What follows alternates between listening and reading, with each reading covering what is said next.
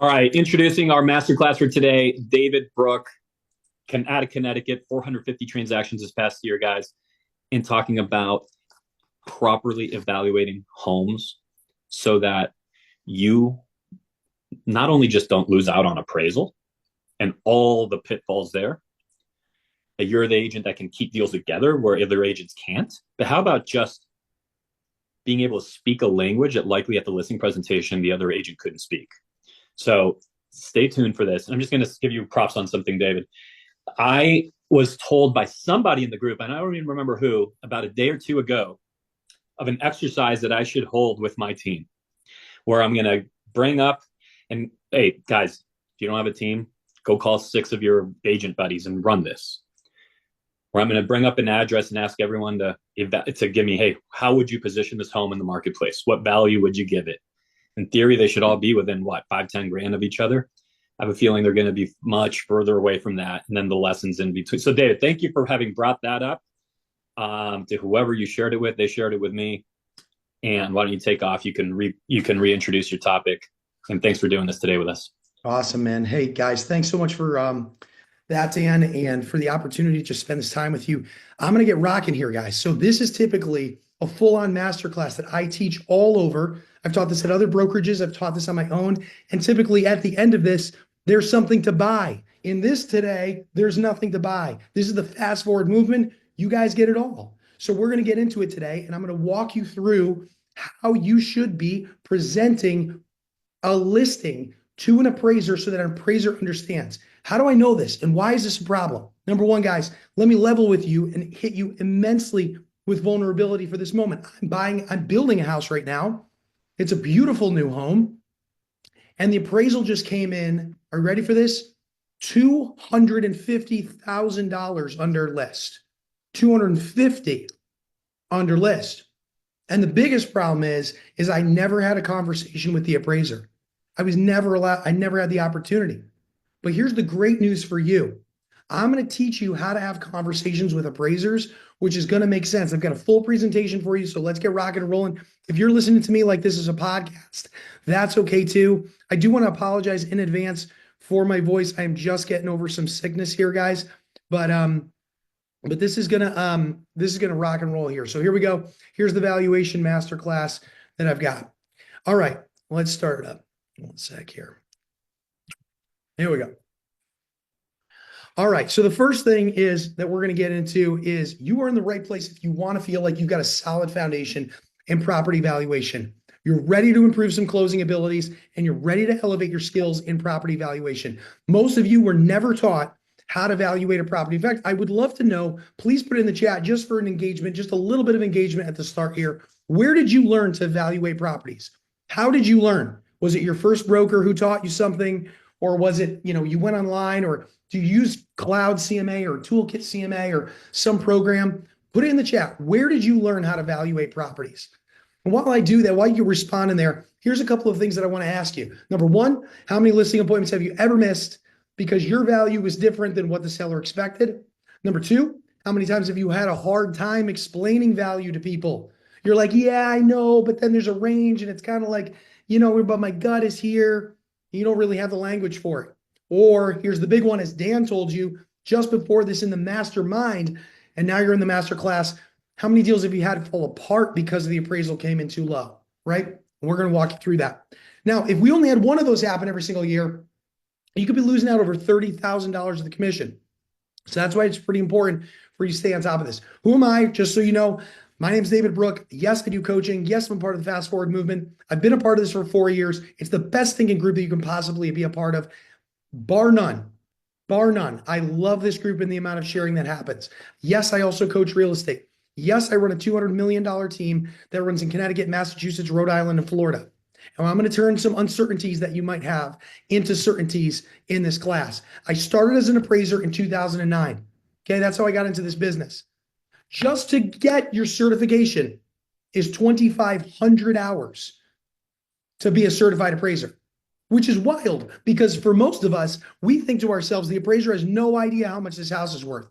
Why are they the ones determining? I'm the broker, I'm in the market, but I'm going to teach you today that they use a different language than you use. And here's the big thing. If your property is financed, he who holds the money makes the rules. And I'm going to teach you about these rules today and how to actually work inside and out of them. All right. Okay. So thousands of homes for the team that I started in 2017. And over the years, I've completed over 5,000 valuations. Here's my family, just so you know a little bit about who I am. I am a husband. I'm a father of two. Love playing drones and with guitar. I love God. All right. So let's get in this. There's a huge need for understanding of appraisals. According to NAR, 74% of homes get financing on them, and 26% are bought with cash, which means the majority, 3 out of 4 of your deals, are going to probably have an appraisal on them. So you should probably learn how to navigate them. Now, here's the reasons why no one talks about this stuff. You know what's crazy, guys, is I run an actual course for this, and I sell this course. I sell a course after this. But it is one of the hardest courses that I sell. Do you know why? Any course that I sell on social media, guess what happens? Boom, blows up. You want to sell a course on like get the best listing presentation out there? Boom, everyone wants to buy it because it's sexy, it's cool, it's fun, it's spicy.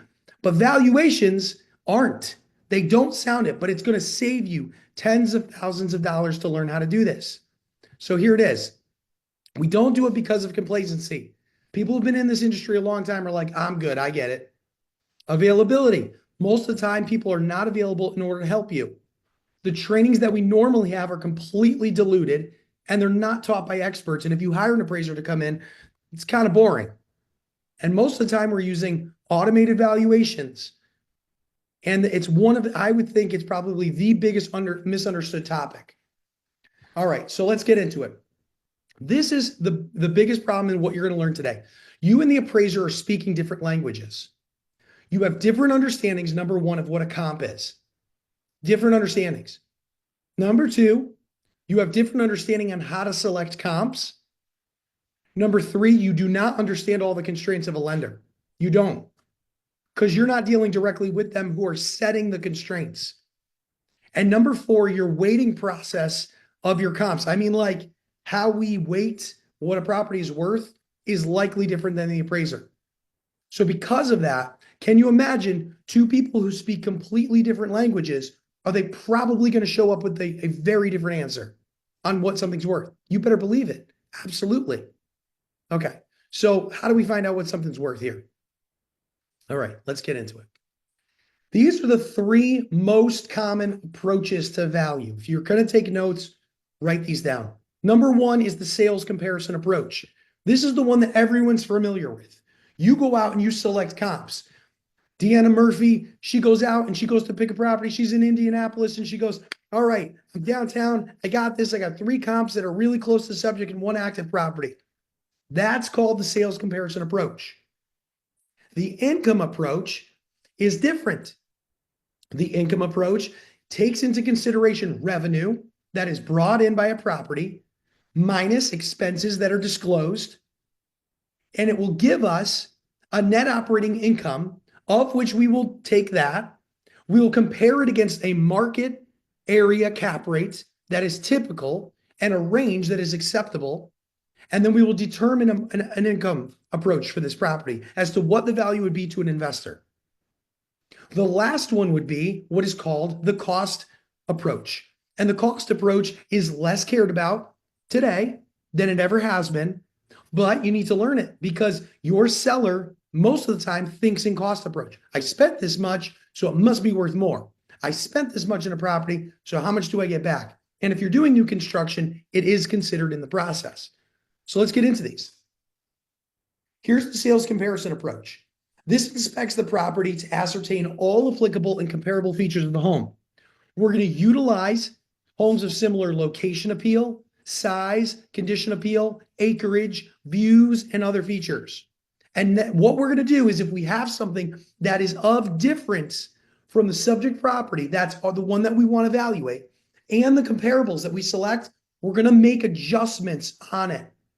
Now, in the chat, I would love to see how many of you are confident with the adjustments that you make when you're adjusting in between your subject property that you normally pick and another one. How many are confident? Like, I know what a pool's worth, or I know what a bedroom's worth, or I know, have you ever said that before? Like, how much is an acre worth? Does anyone know? How do you guys do it? Let's unmute for a second. How do you find that out?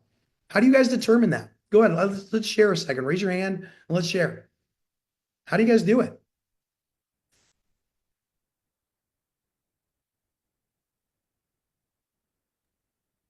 Guessing. Guessing. That's okay. Nicole, you guess. So you're like, all right, cool. I mean, I don't know, a bedroom, 5 grand, 10 grand, 25 grand. Cool. Anybody else? How do you figure it out? So I look I at did. all appraisal reports that we've received before. So we keep the ones, but sometimes we don't get the reports anymore in the last few years. But I feel like it's not like an art, it's kind of a little bit of a science in both, but I do look at old reports and the appraisers put it on there, but it varies. It's not always the same. That's probably one of the smartest answers that I've heard, by the way. That is wild. You go back and you take you already took some knowledge of what some other person did and then figure it out. Cool. We've got some stuff in the chat here. Some people, I have no idea how it's done. Ask a contractor, Ben. Cool answer. Really cool. Other homes are sold, pools, estimating and asking appraisers. Like, yeah, it's all over the place. Most people have no idea what to do with this stuff.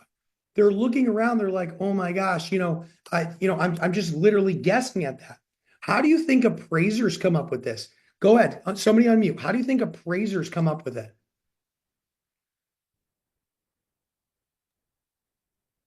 David, they have a list of, a bedroom is worth this much, a bathroom is worth this much, a pool is worth this much. That's how I learned it way back 15 years ago when I started.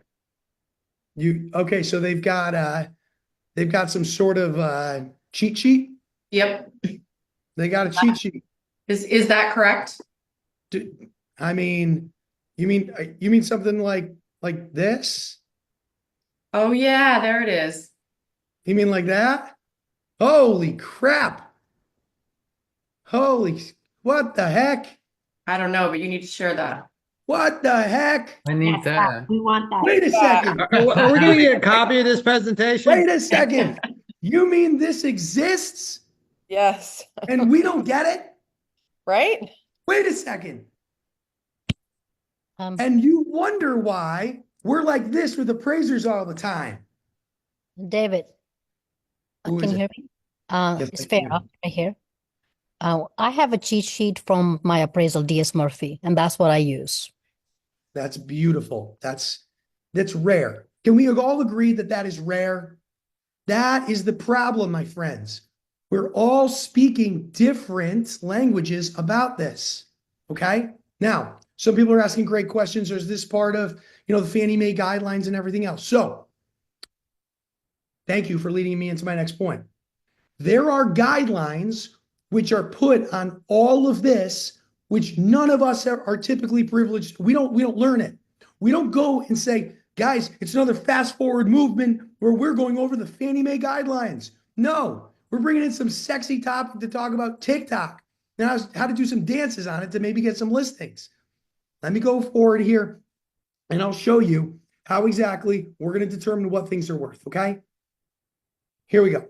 I'll pop back in over here. Excuse me.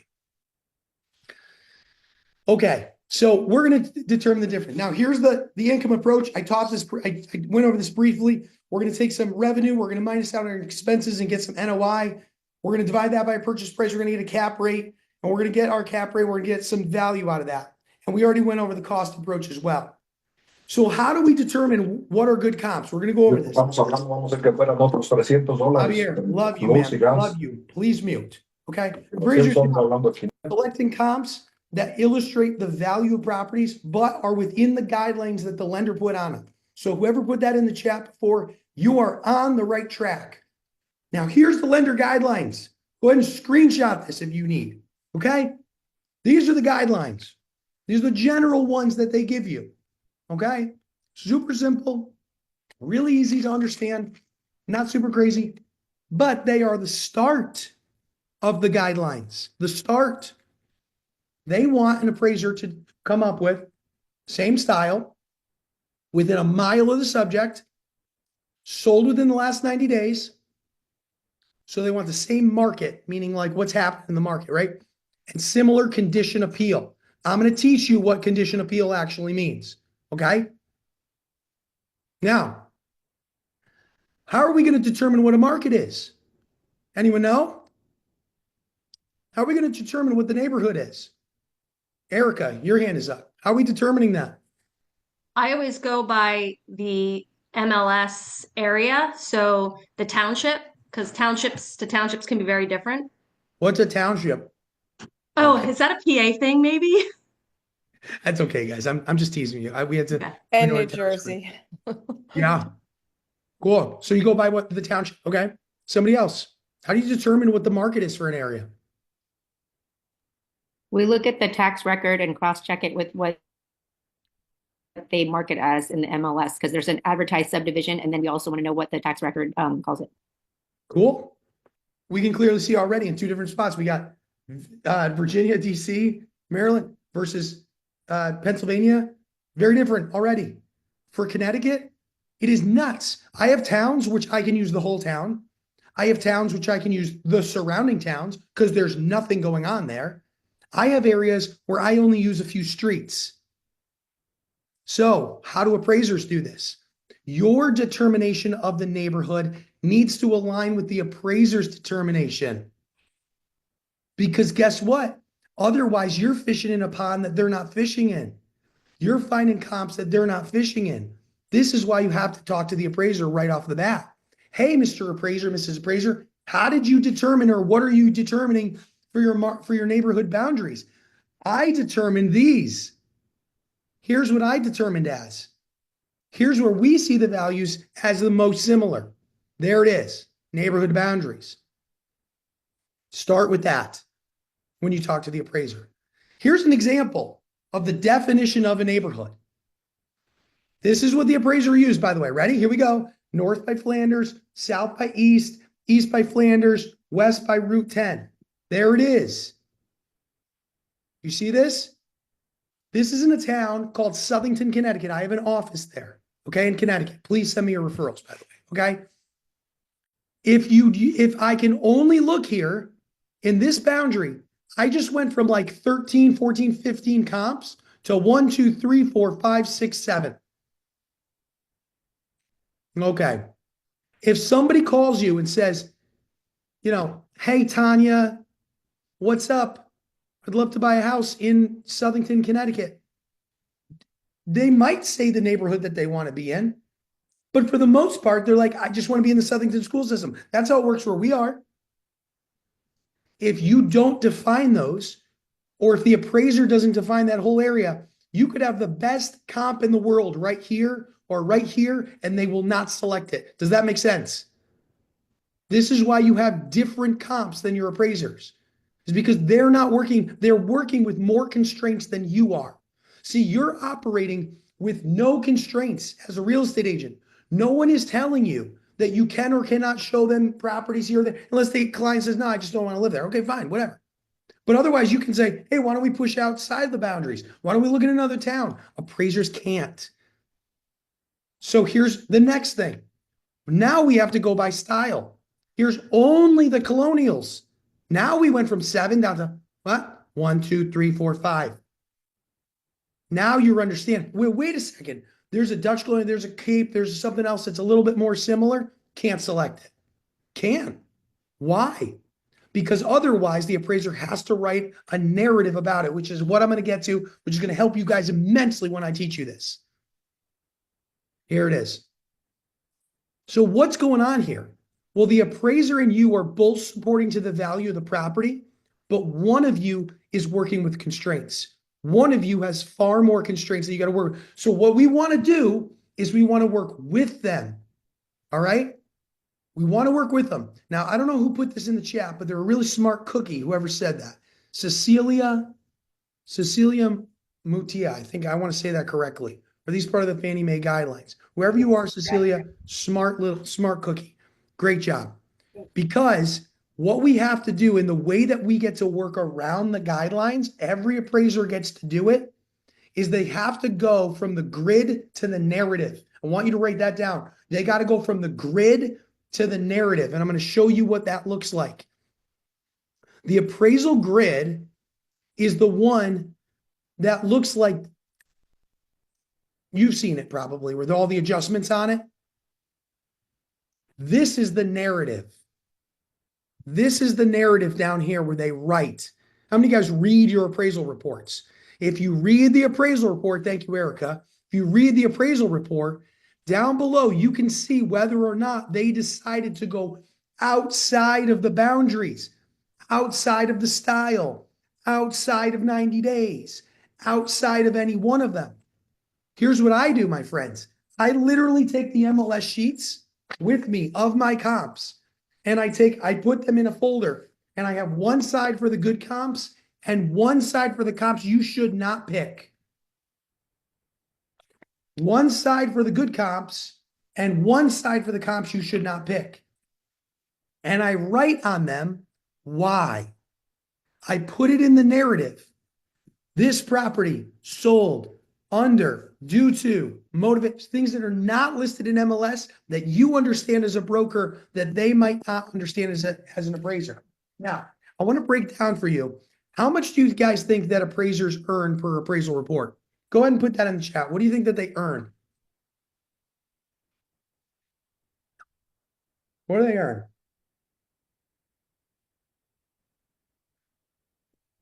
Yeah, buddies. Yeah. Numbers are all over. The banks are charging, ready? The banks are charging anywhere between $500 and $1,500 for an appraisal report. In between them, an AMC or appraisal management company takes their cut. The bank takes a little piece, and whatever is left over, the appraiser gets, which is somewhere between $150 and like $350, depending on how much they're charging. This appraiser has to go out to the property, pick all the comps. Are you ready for this? Here's where I'm going to lay the knowledge on you. They have to pick the comps, and they have to do what is called a live inspection of each comparable. What is a live inspection of every comp that they go and see? Anyone know what that is? What is it? Somebody tell me what's a live inspection. Do they go inside the comp? No. Drive by. They drive Drive by. by. Okay, so let me ask you, this is how, ready? We're unpacking. This is how the sausage is made. If you were an appraiser, would you go out and inspect? You're going to drive an hour, 40 minutes. We heard a girl today on here. She goes, I drive 3 hours for a sale, right? You're going to drive. An appraiser just did one of my listings. She drove over an hour. Are you going to go out to the house first and inspect it and then pick your comps? Are you going to pick them before you leave? Pick them before you go. That way you can drive by all of them. Oh, Tanya, but wait a second. You never even saw the subject. How do you know those are the best comps? Because they're in the boundary and same style and sold in 90 days. And You it's see the why there's easiest. problems, guys? Because you probably know the better stuff that might not be in the boundaries, but if you don't call them and you don't talk, then they're likely to pick whatever fits their mode so they can make the most that they get. One, you guys make the most you can, be as efficient as you can. They're going to pick what just works. Now, here's what happens next. Here's what happens next. If they submit an appraisal report and they pick properties that are outside of those guidelines, guess what happens to them? Anyone know?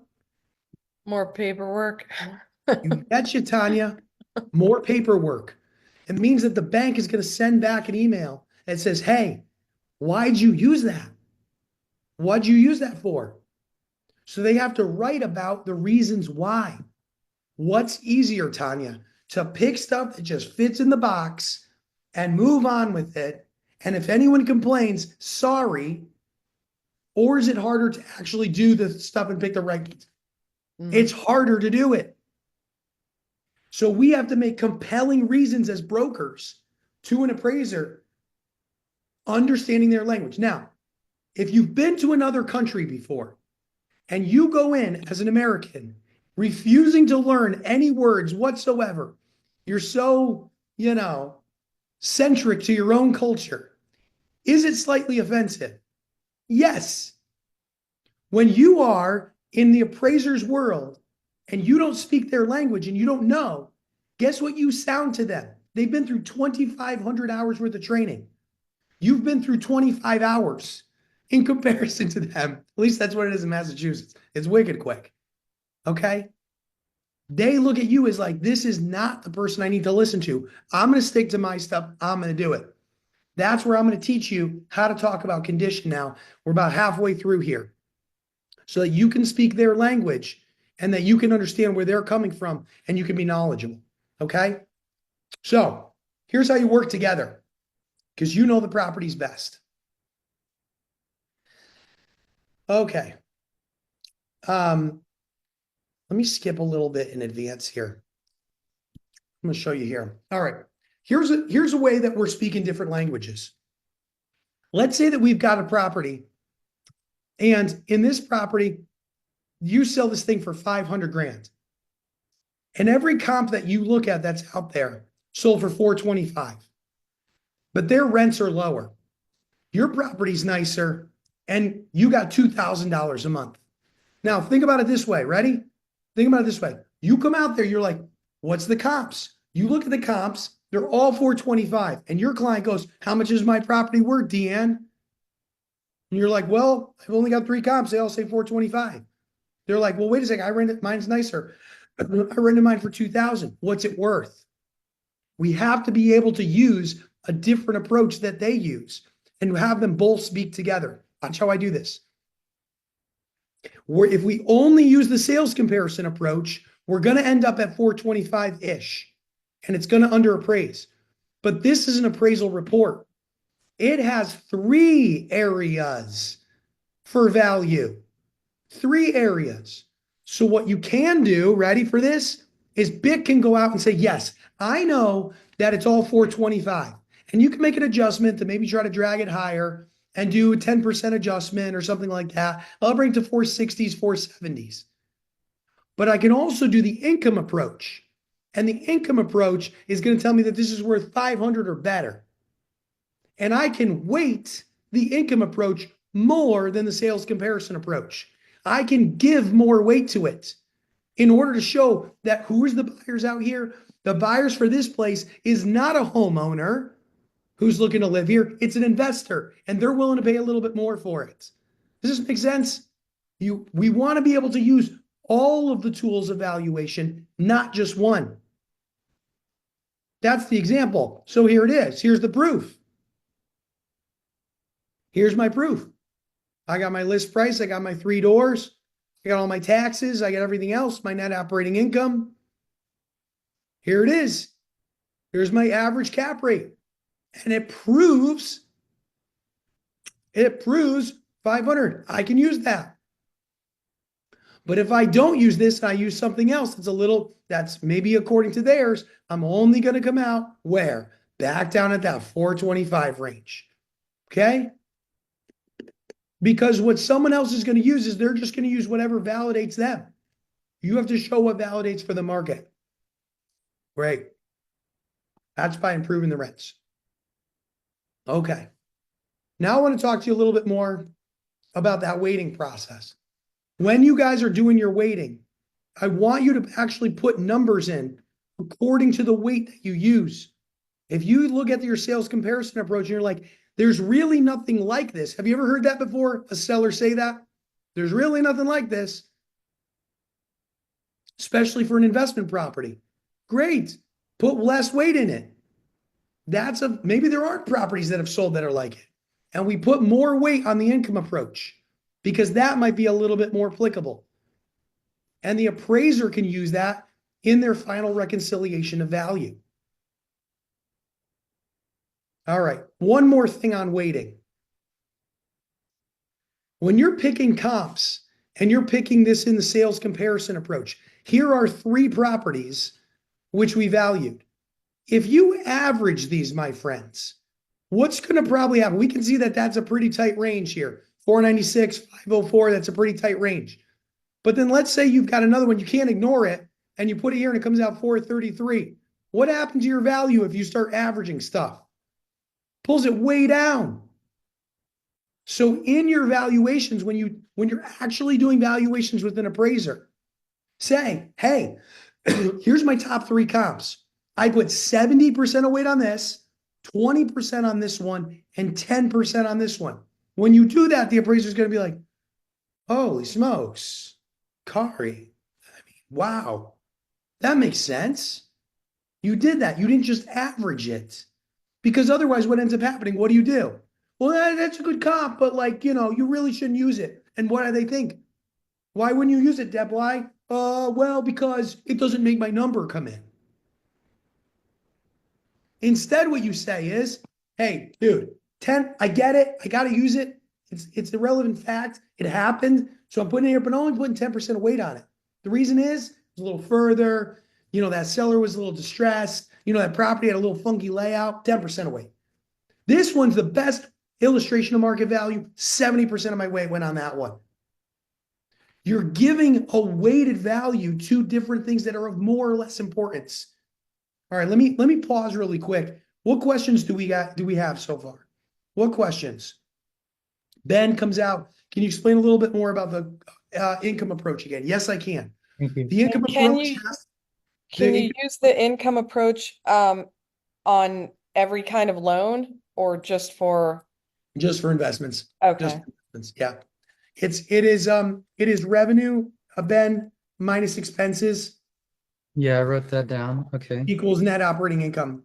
And what you're going to do is you're going to take that, divide that by the purchase price, and that will come up with a cap rate. And you're going to match a cap rate to the local market.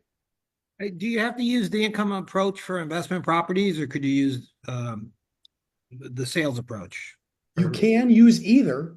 You can use either. Can use either. You have to ask your question, who's your buyer? Mhm. Who's my buyer? Am I going to be like, listen, dude, today I listed All right, so the income approach would be better then. it depends, bro, right? Like Yeah. if you've got, I listed a 3-family over the weekend, 2 units occupied, cranking rents. I have investors bidding, right? I listed it for 500, somewhere between 550 and 540, 40 grand over the list price. I got a homeowner going 600 G's on it. Why? Because they have $2,900 a month getting paid on their mortgage. Yeah. While it's 7.5% interest rates. Who's my buyer? Right? He's pumped about that. He's pumped. But we got to see if my home buyer's getting it, then what do I have to use, sir? I have to use the sales comparison approach. Is it going to comp out? If an investor's buying it, guess what I get to use? The income approach. What's going to justify higher though? My income approach. But investors aren't in this to win or lose. So now I got a really hard decision to make. Okay? Pick the 540s. I know it's going to appraise, or pick the 600 and roll my dice with the appraiser. Cool. What else? Anything else? The question that I had was, it might be a little bit confusing, but I had looked at the reports that I've gotten before where someone was an investor, but the appraisal report looked like it was regular, but on the regular reports, I mean, all of the reports I look at, it looks like they do the 3 approaches that you talk about is all in the report. So Yep. my question is the appraisal different depending on type loan? Like, let's say if the investor came in, is it a completely different report, or it's basically the same, but they're just putting more emphasis on the income approach? Nailed it. It's all the same report. It's called a URAR, Uniform Real Estate Appraiser. They're using that same thing, but they're only developing, it's called, one of the approaches or 2 of the approaches or all 3 of the approaches. Yep. So in your typical homeowner, they're only going to develop one of the approaches. David, I have a question. Yep. If you're doing most of the time we're doing the sales approach because our buyers are, owner occupant. Okay. So the slide you just shared where you said, if there's a low comp, you can do 10, you can talk to your appraisal prior for him to, visit the property. So you're looking at 70%, 20%, and 10%, and then you're just kind of justifying, I did use it because you figured that the appraiser is going to pick that up because it was in the neighborhood. Now, how do you that is the hardest part. I'm kind of confused. Like what I'm worried about when they're adding the value to the 10% on that property. So I'm looking at, they put down two car garage. $3,000. Plus, they added $3,000. So how do you do 10% less? So That's- the weighting has to do with out of 100%. If I have to come up with a value range, out of those three comps, I put 70% of the weight of the value from one of the comps. Okay, 20% of the weight on comp 2. And on comp 3, I put 10% of all the weight of my value. It's like saying which one was the best indication of the market value? Comp 1. Oh, so it's the 10% of the value. That's what you're referring to. No, well, sure. I mean, one Yeah, yeah, yeah. When you're mathematical. adding and subtracting, you're like just not giving full value to it, like you're No. having, no? That's not what I'm saying. Okay. I'm saying if you took the indicated market value and you multiplied it by 70%, then you took the market value of the second one, multiplied it by 20, and you took the third one, multiplied it by 10%, you added all those together, that's the indicated market value. Okay, got it. I get it now. Awesome. All right, guys. NOI cap rate from to compare cap rate from the local market cap rate. Yes. What you're going to be doing in order to do that is you want to see what other investment properties retail at. I mean, if you want to really understand your market from an investor perspective, go out and look on the MLS, and go evaluate them. This one, add up all the rents. Come up with a rough range for expenses. And look at what these are retailing for. 6.5%, 7%, 8%. What are the cap rates that they're retailing for? Ethan, can you explain the cost approach relevant to a new construction developer? Yep. So cost approach is cost of land plus site improvements, cost of site improvements, plus cost to build, plus lump sum adjustments, minus depreciation. That's the formula for it. So would you use on property, would you use a cost approach if it's just property you're selling, 40 acres, 80 acres? If I'm selling a what? I'm sorry? Property, just land. Oh, no, I wouldn't develop the cost approach for vacant land. Okay. Because there's nothing to the sale of the land hasn't occurred. So I Okay, can't so how would you appraise the land then if you were? sales comparison approach or the going concern or value in use or right. So all those are different types of that's a advanced level appraisal class, but that's what could this land be used for? Right. Okay. Yeah, that's how you determine the value for it. Then what you're doing is you're working backwards from that. I don't want to lose anyone here on this chat, but just to answer Pat's question, let me actually get into it. I develop property. Mhm. Okay, I develop property. Just if you signed out for a second, listen to this real quick. I just finished doing 54 luxury units in Portland, Maine. Okay, built it from the ground up. The land I paid. Ready for this? The original guy bought it, was next to the parking garage. It was 140 grand. Some guy bought it after that for 340,000 and then went through the entire entitlement process to build a 54 unit luxury condo development. I paid, anyone want to know what I paid for the land, for an acre of land? What'd you pay? $3.1 million I paid for that land. Okay. So to answer your question, how did we come up with that valuation?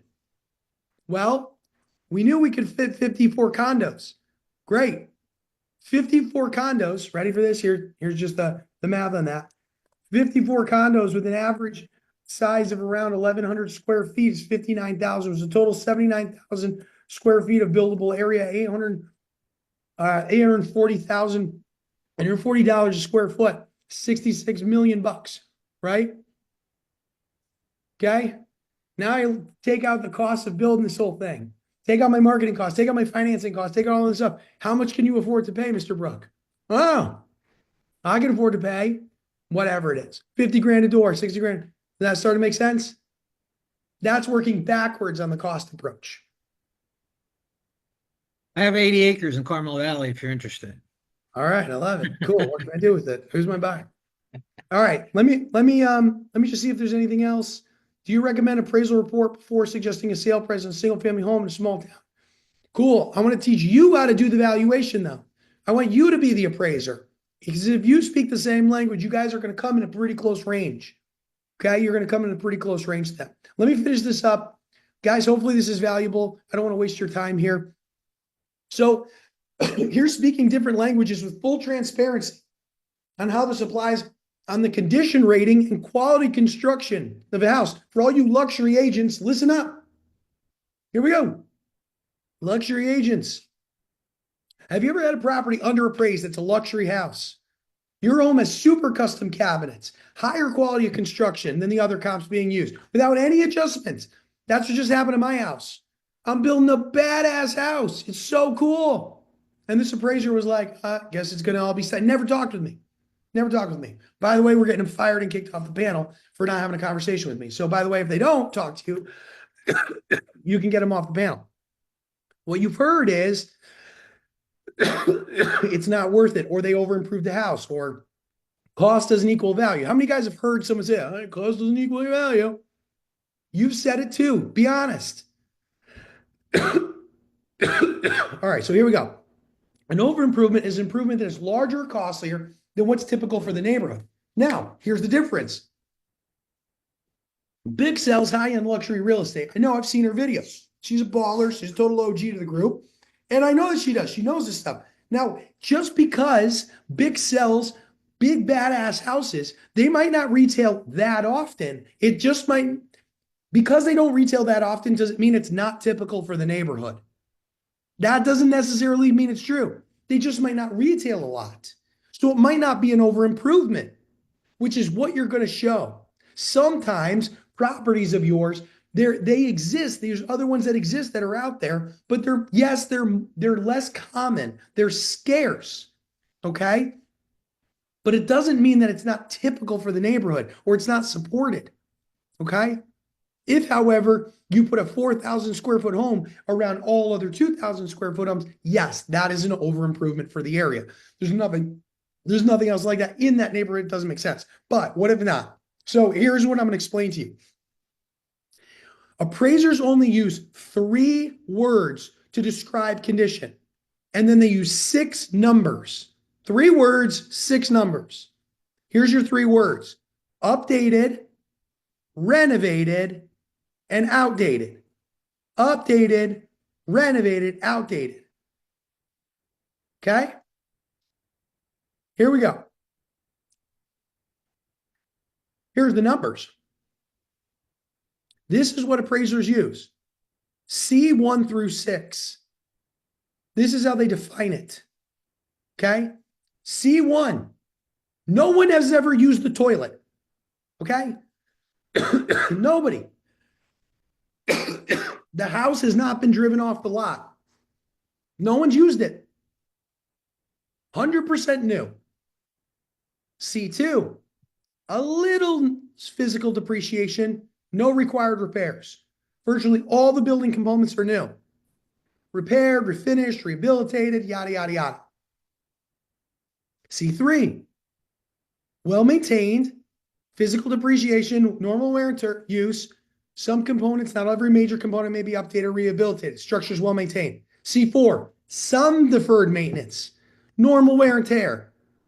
They've been adequately maintained. Some component systems are, adequate, etc.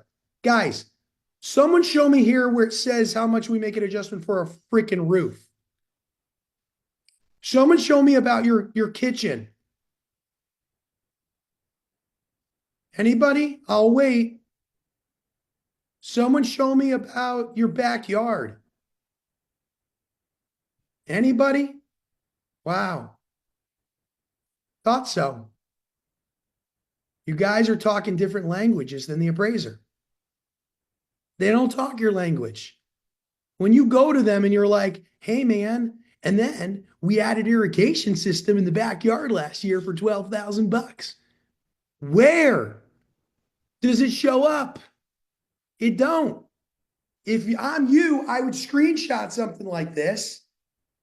I'd go Google this online and say, hey, look, I need to know this so that when I show up to the property, Guess what's on my each sheet? Hey, 123 Main Street. C2. Tom Ferry. 456 Banana Street. C3. Making sense? That's the difference. Because most of the time, the appraiser is like, they're trying to fit this property in to a condition rating that goes on a form. There's nothing there about your new liner in your pool. There's nothing there about your new roof, your new windows, your new siding, your new gutters, nothing. They're trying to fit you into a form for a bank because they're under constraints. So what's your job, Shireen? If I got that right. Your job, Shireen, is to say, listen, this property is a gift from the heavens above. My seller has to a T maintained this property. Here's all the recent updates. The way that I see it, C2 all day long, C3 all day long. There's no problems with condition on this thing. They've kept up with everything. Hey, by the way, that one that I know it's down the street, my property's listed for 640. That one did sell for 580, but let me tell you, dude, C4 all day long. I toured it. The boiler, out of date. I know it's not on MLS. The roof, 20 years old. Didn't put it in the disclosures. None of this stuff is C4 all day long, dude. Okay. Maybe I'm speaking a different language here. But this is how people get deals done when they know how to talk to the appraisers.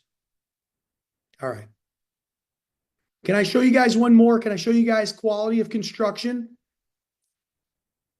Cool. Thanks, guys. Appreciate it. I'm glad it's helpful. All right, here we go. All right. So here's quality of construction.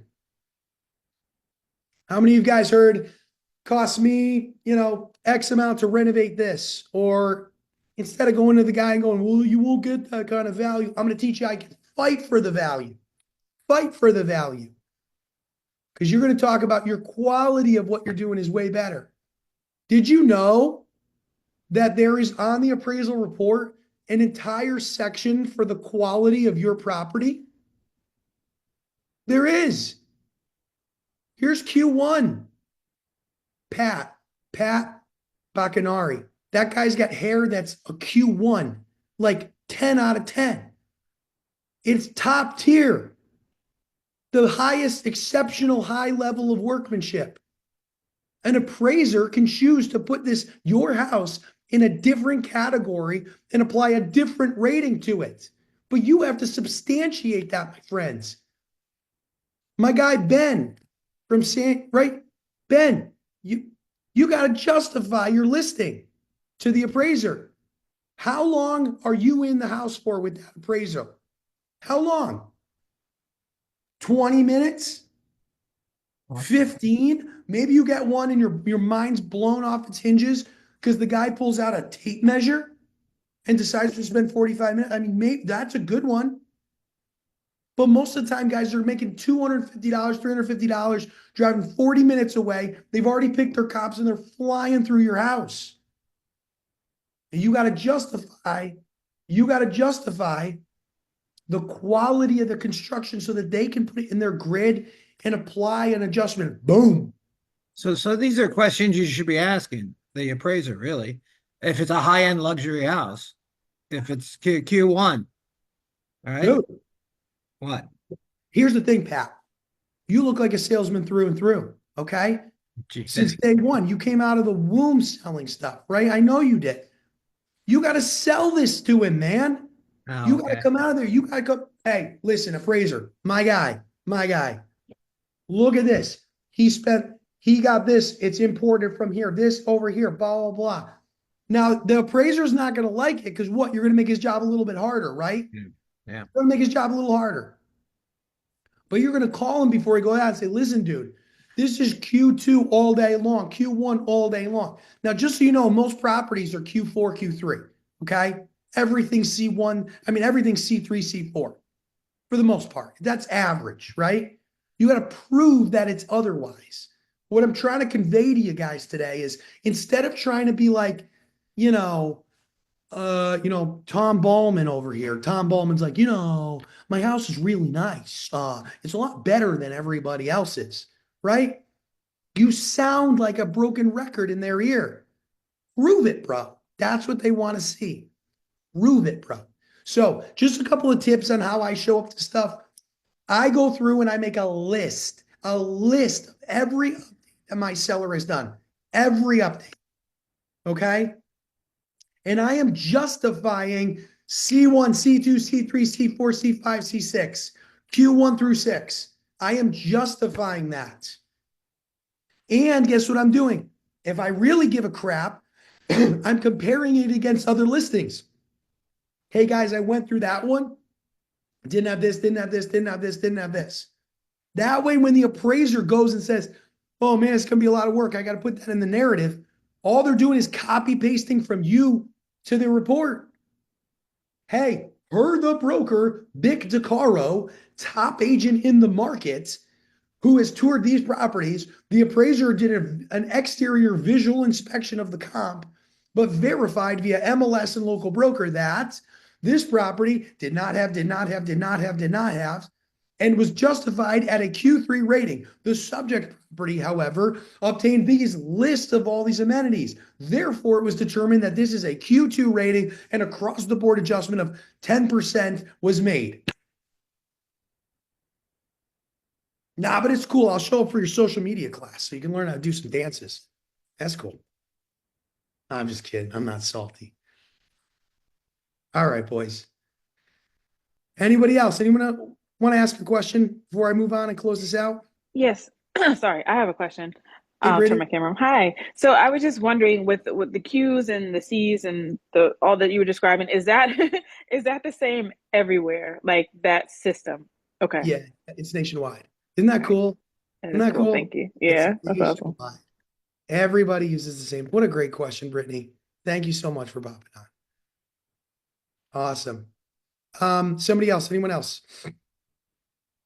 So I think this is really going to be helpful when you're reading even the appraisal report, right? Because do they put those qualifications in like the Q1, Q2, Q3 in the reports, the appraisal Somebody, I report? dare you answer Pat's question. Open a recent appraisal report while I'm talking. I haven't seen it. It's in it.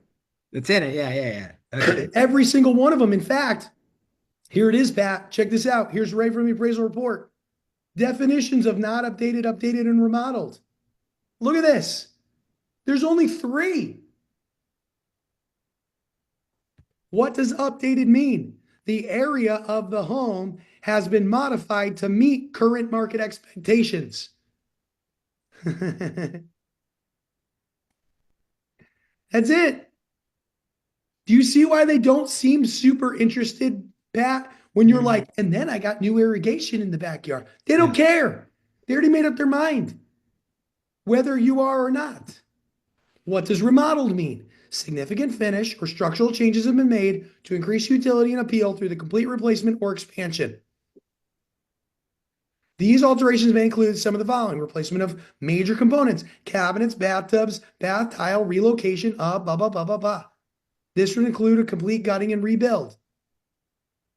Guys, if you're doing that, if that's what's happening in your listing, you got to share it with them. Hey, bro, and here's the cool thing. Hold them accountable. Hold them accountable.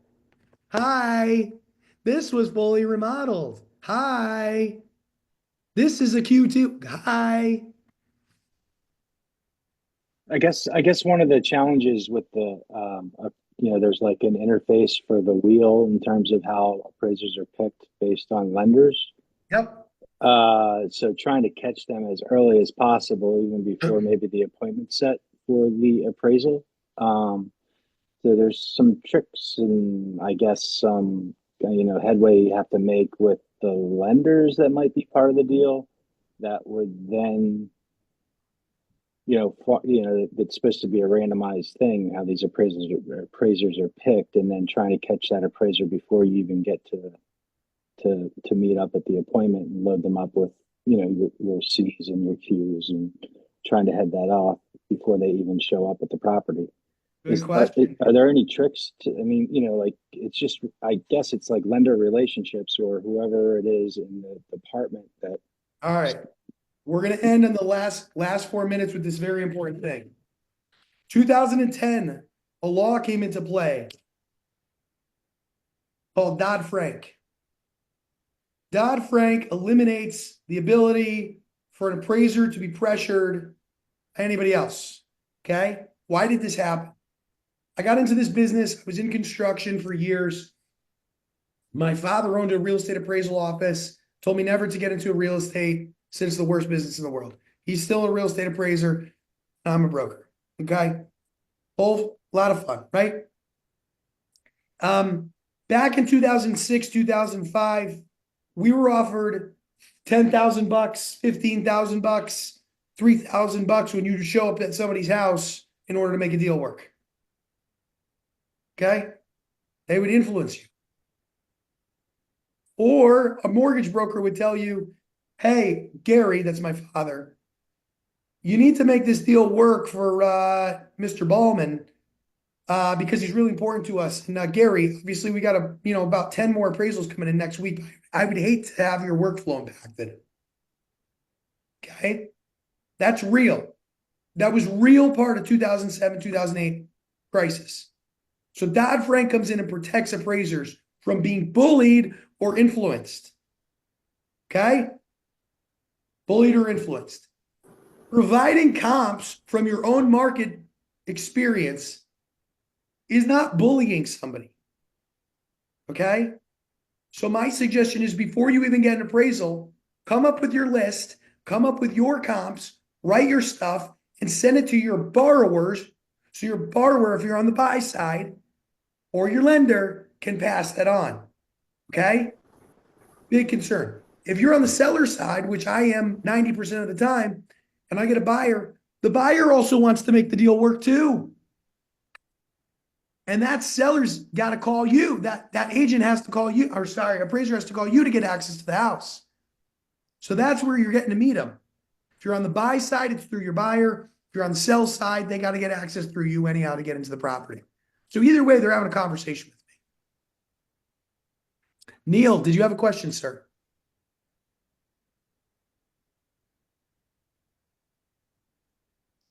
A man, Neil from LA. Our hearts and thoughts are with you, man, dude. I watched every single day. Every single day I watch with my family and we pray over your city. Sorry for everything that's going on there, man. All right, guys. Thanks so much for this. We're right here at the time. I appreciate you guys. Is this info as far as these deductions and condition and quality, et cetera, more info available in a book that we can get or something like that? Yeah. So I think it's, I don't want to like step on anybody's toes. I have videos on videos on videos on videos. There's a whole course that I have. I'm not doing that here. That's not part of this. Is fast forward movement. This is free sharing, all that kind of stuff. I would say that, here's my email, David Brookes Group, realestate.com. If you guys want to email me, my assistants or whatever will share stuff with you guys. If you want to talk and you want to see all those videos and stuff, we can talk more about that stuff. But just share this stuff. I'd be happy to share some of my appraisal cheat sheets or whatever like that. I'm happy to do that for you guys. And then this all should be recorded and will be available with like Dan said just before this, in our new stuff that we're rolling out for fast forward movement. Okay. If you guys have more questions, please email me there, or you can find me on Instagram or something like that. I'm not going to drop stuff to try to get everyone to follow me. You can find me. All right. Thanks, everyone. Thank you, David. Thank you. Appreciate it. Have a Thank you. wonderful day, Thanks. everybody. Bye. Bye-bye. Bye. Thank you. Amazing.